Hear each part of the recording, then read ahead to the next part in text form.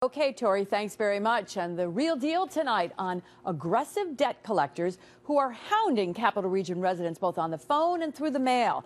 The Attorney General is warning of some fake collectors, too, who are threatening legal action on debt that may not even be yours. Our investigative reporter Jennifer Lewke is live in studio tonight with a look at what your rights are when you get contacted by one of these collectors. Yeah. And they can be persistent, can't they? Persistent, aggressive, and downright rude most of the time.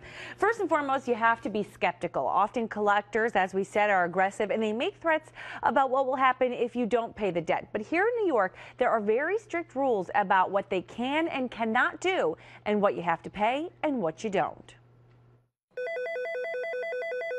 Over the years, we've seen just how aggressive and seemingly out of control some debt collectors can be. Get an education. Since you're sitting on your fat derriere all day long.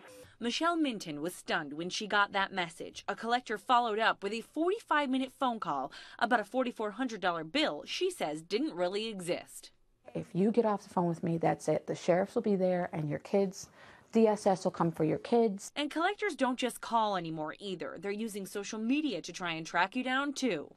Do you think that that's fair? No. How come? Because I think it's personal, private information.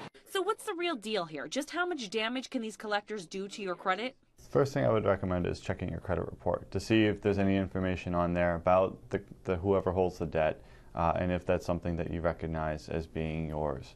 If it's not yours, dispute it in writing with the collector. If it is yours, but it's old, it's not doing damage anymore. So their threats of what will happen if you don't pay may be bogus. 7 years it can show on your credit report, but the statute of limitations in New York is 6. So after 7 years, if that debt is showing and it's impacting your credit, I would absolutely dispute it. Keep this in mind. If you pay any part of that debt, the 6-year clock starts over. So you've got to know right from the beginning whether it's legit. I can't afford lawyers. I have 2 small kids. My husband's the only one working. And either way, don't panic at the first notice. Michelle did and ended up paying $900 to settle a debt she didn't even owe. Also something to keep in mind, Liz, a legitimate debt collector, they are only allowed to call between 8 in the morning and 9 p.m. at night. So if you get a call outside those windows, chances are it's not going to be real because the real debt collectors know the rules and know if they don't follow them, they're going to get penalized. Ah, that's interesting. And you mentioned something about after 6 years, it won't affect your credit, a bad debt. Yeah. It just goes away?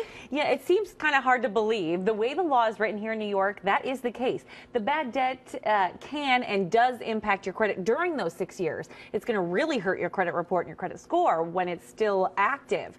But after the 6 years, if you don't pay, it eventually gets removed. The only exception to that is unless the company actually sues you and wins a judgment against you, then you have to pay that. That remains on your credit report until it's paid off. Boy, that's pretty complicated, but a lot of good information there. Hey, thank you very much.